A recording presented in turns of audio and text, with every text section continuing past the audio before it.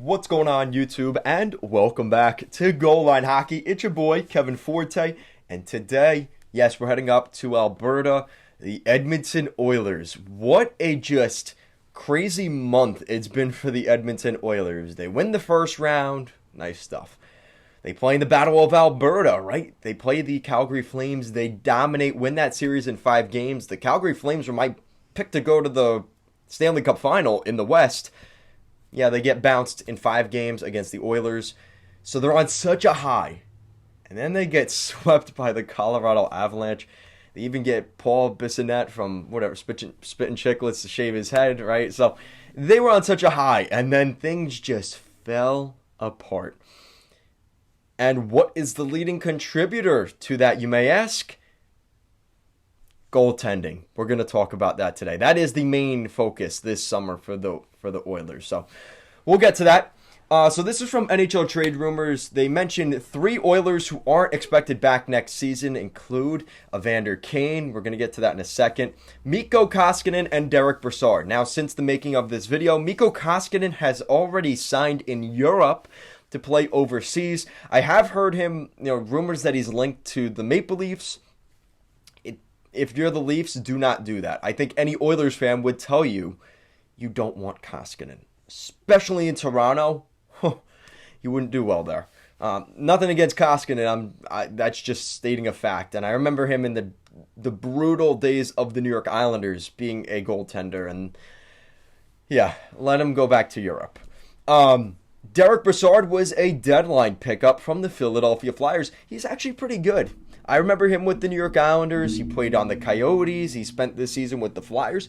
He is a pretty good third-line center. Definitely not what the Senators were hoping they were going to get for Zibanejad. Looking back, I was kind of an oops trade by Pierre Dorian. He messed up big time on that one. But I think Derek Broussard is a good player. I think they'd like to keep him, but kind of like what happened the last couple years with Andreas Athanasiou as a rental and some other rental centers they brought in, right? Derek Ryan as well. There were a couple of guys they brought in.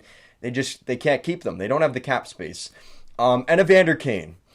And apparently there is this rumor out there. I don't know it to the fullest extent. If anybody does know, let me know in the comments. I didn't really do a ton of research on it, so I'm not going to pretend like I know. But apparently Evander Kane's rights go back to San Jose. And the Oilers would have to trade for his rights or any team that would try to acquire him. Again, I don't know how true that is, considering I'm pretty sure he was bought out. And I don't necessarily get that whole angle of it. But like I said, if you guys know anything about that, let me know. I think he's just a UFA, but I have heard that. So that is something I am throwing as a caveat out there. And especially with what happened in the playoffs. I mean, the Oilers had so much momentum. What was that, Game 3? They were winning the game, right? They scored a goal early from McDavid, and then less than 2 minutes in, Kane has that hit on Kadri, and just pretty much sunk any momentum. And that ended up being the end of the series, right? I mean, they kind of lost this series in Game 3. And I hate to say it, that Evander Kane hit fittingly on Nazem Kadri, who Nazem Kadri is known as the guy to get suspended and kind of deflate any momentum for his team normally. It was Kadri getting hit and Evander Kane doing it. So there's been a lot of stuff on Evander Kane. This situation does not help his matters at all. But you can't deny, he scores goals. He's a tough guy to play against. He will get a contract in the NHL this offseason. It's going to happen. I don't think he's going to be team's first choice necessarily on day 1 of free agency, but I do think he will end up getting signed somewhere. So, Evander Kane had his shot with Edmonton. I think he has some personal things he has to worry about with his estranged wife and his child, his daughter, and I think he wants to get out of Alberta as soon as possible. So let's move on from the bad stuff. This is a little bit better news because now we're moving into goaltending and guys that are depth that the Oilers could add this offseason. So the Edmonton Oilers have officially been connected to Sam Gagner, which is interesting because he's been a member of the Oilers before. I think he's been playing with the Red Wings, right, the last 2 seasons. Carson Soucy, who's been playing in Seattle. He was a Minnesota Wild prospect, developed in the Wild organization, and he ended up getting selected in the expansion to Seattle. So Carson Soucy, Ville Husso, who is a goaltender from the Blues. I think they stay away from that, please. Please, Oilers, that is not your answer. Do not do it. And Dominic Simone, who last time I checked is a member of the Pittsburgh Penguins, a bottom six guy. So you're hearing some different names, some forwards, right? Gagne, Simone, guys that can play center in the bottom six. Carson Soucy, a depth defenseman. I like all of that. But Ville Husso, I would stay away from. And since then, we've heard bigger name goaltenders mentioned that could be linked and have been linked to the Oilers. This is another interesting one, Tyson Barry. So Tyson Barry is officially being shopped by the Edmonton Oilers and could be moved by the draft, and that's from Jason Gregor. Now, what you have to remember with Tyson Barry is this is a guy that struggled since he's come to Edmonton. I do like him as a player, but the Oilers are lacking good defensemen, and especially with the whole Oscar Klefbom thing, like, it really hurts when you don't have another, like Darnell Nurse. Give Nurse credit. I like Darnell Nurse. Great defenseman. But when you look beyond that, it gets very loose, and you're kind of like, okay, what is here? Duncan Keith and Tyson Barry and Cody Ceci, all three of those guys, honestly, you could throw them out. And I'm not saying that to be mean or whatever, but like they need better than that. Now the good news is they do have some pretty good younger defensemen. Evan Bouchard, Philip Broberg, those guys are going to jump into the top four, I think, at some point next season. Definitely Evan Bouchard because he's a little older. Bouchard maybe could jump into that top four, depending on who comes back in next season. I think Tyson Barry is the most easy to trade. I don't think you're trading Cody Ceci. And nobody's taking Duncan Keith. So if you're looking to make some changes to your blue line, it is going to be Tyson Barry. And they need cap space because if they're going for the goaltenders that I'm going to mention in a second, and some of you will say, well, where's the cap space? You have to trade a guy like Tyson Barry in order to make that cap space work. And this is from a report here from Jeff Merrick. The Edmonton Oilers have officially been connected to Darcy Kemper. Guys, this is the story of the Oilers offseason. If you can fix the defense, great. You need a competent goaltender. Let me say that again. You need a competent goaltender. Guys, this is not a knock against 40-year-old goaltender Mike Smith. Mike Smith carried the Arizona, I think they were the Phoenix Coyotes, to the Stanley Cup playoffs in, I want to say 2010, 2011, somewhere around there. They went to the Western Conference Final, and Dustin Penner, a former Oiler, ended that series for the Kings. But Mike Smith is not that anymore. And shout out to Urinating Tree. If you guys have watched his videos, he has some great content. Make sure to check out his videos. He made a video basically blasting the Oilers and calling it the Mike Smith experience and showing basically in this playoffs alone the amount of times Mike Smith was behind the net and throws the puck into the middle of the ice to the other team to score. What are you doing? He reminds me so much of when the Islanders had Yaroslav Halak. He was so bad with the puck. And I don't know if Mike Smith's just getting older and it's just he's not like able to pick up with the game and the speed and it's too quick at this point for him. I don't know what it is. But Mike Smith is not working. And the look of dejection on Connor McDavid's face after Game 3 tells you all you need to know. Right?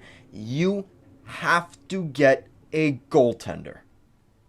I don't know how else to say it. They need a goaltender. And again, I like Mike Smith. A lot of you have commented that I could be his son with the way I look. And I don't know if that's a compliment or a diss. But they need a guy that's going to stop the puck. And the problem is, in any head-to-head against all the teams they played, even in the first round, right? Head-to-head with goaltenders, I mean, even in the second round, they beat Jacob Markstrom, who was very good. I mean, he did not play well in that series. But Mike Smith and Jacob Markstrom, 9 times out of 10, I'm taking Jacob Markstrom over Mike Smith.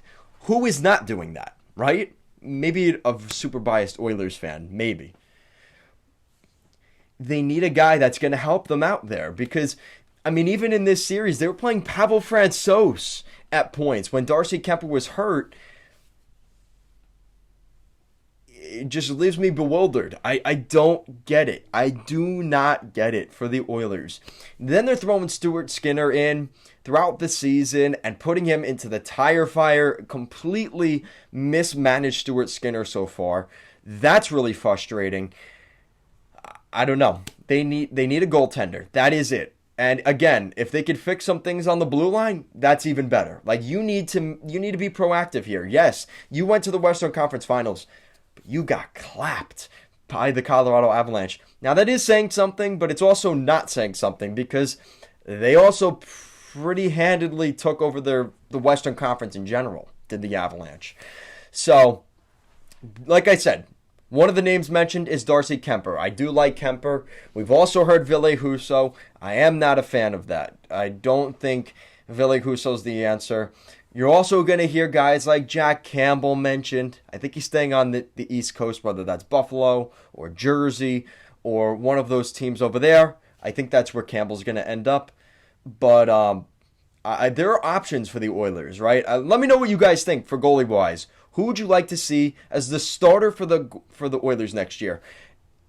Salary cap aside, right? Let's consider this a world where they have at least $5 or $6 million to get a legitimate starting goalie, like a Kuemper, like a Campbell, or a Ville Husso. Or do they go in the trade market? I've mentioned this before. I look at Nashville as a team that could be willing to trade a goalie this year. They have Yaroslav Askarov, and depending on what happens, a lot of you have said he's going to play in Milwaukee next season. But if he's good enough to be a backup next year and they want to keep juice, do they end up trading a guy like Connor Ingram? I don't think that helps the Oilers. I think they need a guy like Campbell or Kuemper to step in there. I've also heard Braden Holtby's name thrown out there. He kind of dished you guys last time and went to Vancouver instead. Do you reconsider a guy like Holtby this time around? Let me know what you guys think on that front. And to end today's video, it sounds like the Jesse Puljujarvi train is about to leave the station in Edmonton. Jesse Puljujarvi may have played his last game for the Oilers as the team plans to prioritize re-signing Kailer Yamamoto. Poor Ryan Rishaug, who is an Oilers insider. So that's some big news for the Oilers. Now the problem is, in an ideal world, you keep both because I hate to say it, the Oilers' problem for the last couple of years has been their lack of depth. And they actually had some depth scoring this season. And we saw that, right? And I think that's why the Oilers got as far as they did, is because they got that depth scoring, unlike teams like Calgary that they played in the second round. And I'm blanking on who they played in the first round for some reason. I don't even remember who the Oilers played. The LA Kings, that's right. They were able to get more depth scoring from their team than those other teams they played. So shout out to them. They were able to get that. But if you're going to start losing guys like Puljujarvi, it does suck a little bit. You have both Jesse Puljujarvi and Yamamoto on restricted free agent contracts. They're both RVs this summer with arbitration rights. Again, it comes down to what they could do with the cap. I think here's the problem. They have $7 million in cap space. So let's say they give $5 to Yamamoto this summer, right? I think that's pretty fair. So now you're down to $2. Well, now you need to move a Tyson Barry. So now you're back up to $6.5, $7, something like that. Now you get your starting goalie. Well, now you have no cap space. You trade it, so you bring in a starting goaltender. You re-sign Yamamoto, but that means you don't have the cap space to re-sign a guy like Jesse Puljujarvi. And I think that's the stance right now. I think the Oilers have kind of made up their mind on that. And I think they want to rid themselves of the Puljujarvi situation. The 4th overall pick of the Oilers a couple of seasons back. And Yeah, that's kind of how this kind of worked out. It just, it sucks because the Oilers need that scoring depth, but I just don't think they're going to have the cap space. And I think Puljujarvi and his agent have kind of had enough of the Oilers themselves. I think this is just something that it's going to be a mutual parting of ways because I just think both sides it's not going to work. Maybe it ends up going to arbitration and they work out a 1 or 2 year deal, kind of like we saw Kevin Fiala with the Minnesota Wild last season. I think we could see something similar to that, but other than that, I do think that Puljujarvi, like they're mentioning here, he may have played his last game with the Oilers. So, big questions this season. I kind of gave you guys a layout of what I think the Oilers will do this season. I think they re-sign Yamamoto to somewhere between $4 to $5.5 million. Again, depends on if they go with a bridge deal or a longer-term 6, 7, maybe 8-year deal. I think they're going to go somewhere between 4 to 6 years and $4.5 to $5.5 million per season. So they re-sign Yamamoto. They do get a starting goaltender, but it might come at the cost of one of those defensemen. I'm picking Tyson Barry to get traded, and they also lose Jesse Puljujarvi this summer. Let me know what you guys think the Oilers should do. Thank you so much for watching, and let's go Oilers.